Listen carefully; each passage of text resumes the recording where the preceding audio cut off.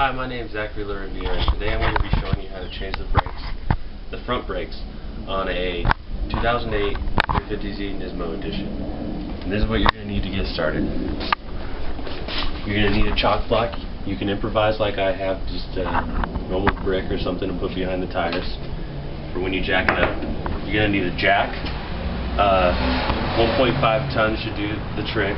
You're going to need 2 bottleneck jacks. You can just use one and do one side at a time if need be. We have the luxury of having 2. You're going to need the new brake pads, a set of pliers, a tire iron, flathead screwdriver, some Scotch-Brite, some brake lubricant, and some brake cleaner. Now let's get started. So the first thing you want to do is loosen the lug nuts before you get the car jacked up. And what you're going to need for this is a tire iron. Alright, so now we're going to jack up the car. So you want to make sure the emergency brake is on by pulling this handle. Then we're going to go to the rear of the car. You're going to chock block the rear tires. And then you're going to jack the vehicle up using a standard hydraulic jack. A 1.5 ton jack should do it. I believe this is a 2 ton. You're going to jack it up, making sure to do it only by the cross members or frame of the vehicle. You never want to jack it up by the oil pan or any part that could be damaged by jacking it up. And then you never want to trust a hydraulic jack. And for safety reasons, we have some jack stands that we're going to use to help support. Alright, so now we got it jacked up, supported by our jack stand. We got our chock block in the back, and now we're just going to finish taking off the wheel. Alright, so now we're going to do the brakes.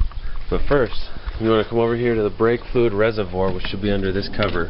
You want to loosen this cap so that when we compress the pistons, as we're going to do just here in a second, it'll be easier to do so.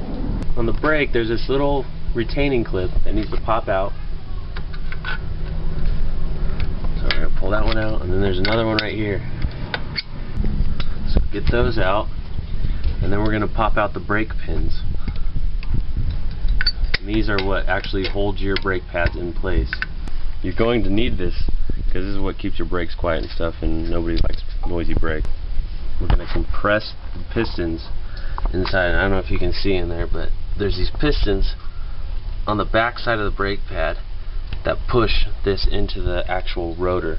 So what we're going to do is slide the flathead screwdriver in between the rotor and the brake pad, and you're going to want to put the leverage into the pad. You're not going to want to put pressure into the rotor because you can put grooves into it and it could seriously damage your rotor. Alright, so now that the brake pistons are compressed, we're going to go ahead and pull the brake pads out. And then the brake pins we're going to need to clean with a little bit of Scotch-Brite. Clean them with a little bit of brake cleaner. Put some lube on him.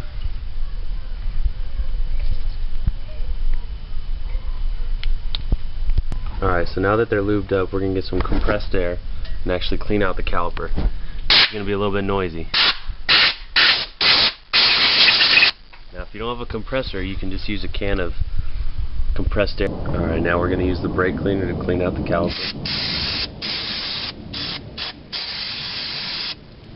You spray the clip as well. Now we're going to put the new pads in.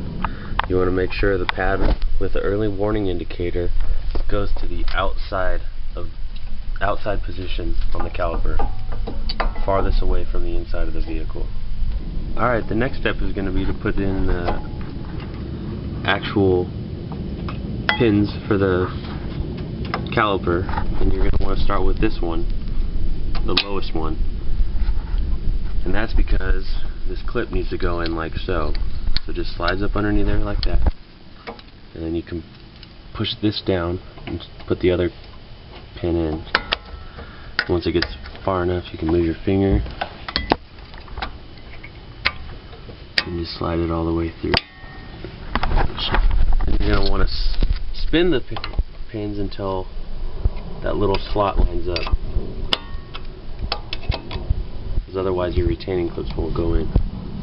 You can see it. Not very well, but that's where the pins go in.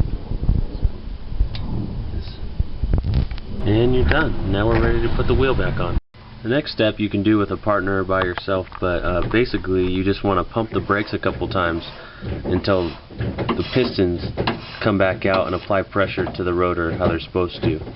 And so when you get on the road, you don't have any lack of braking power.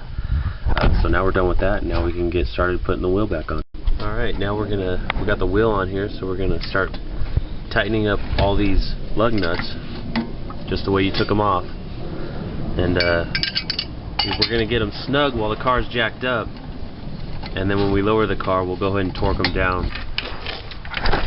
So we're just gonna jack it up, get those bottleneck jacks out of there, those jack stands. So jack it up just high enough to relieve the pressure off it. Pull them out, and then lower the jack down. Alright, so now that we got the car lowered back down and the wheels are on the ground, these should all be snug. Now we're going to go ahead and torque them down. It doesn't matter what bolt you start on, but the main thing you want to keep in mind is if you start on this one, you want to skip one, hit this one, skip one, hit this one, skip one, hit this one, and then this one. Once you get everything back together, go ahead and take it for a low-speed test drive around the block to make sure everything is seated properly and to properly seat the brakes. You're going to do this by hitting the brakes rather hard several times to do so. Make sure you remove the chock box from the rear and have fun.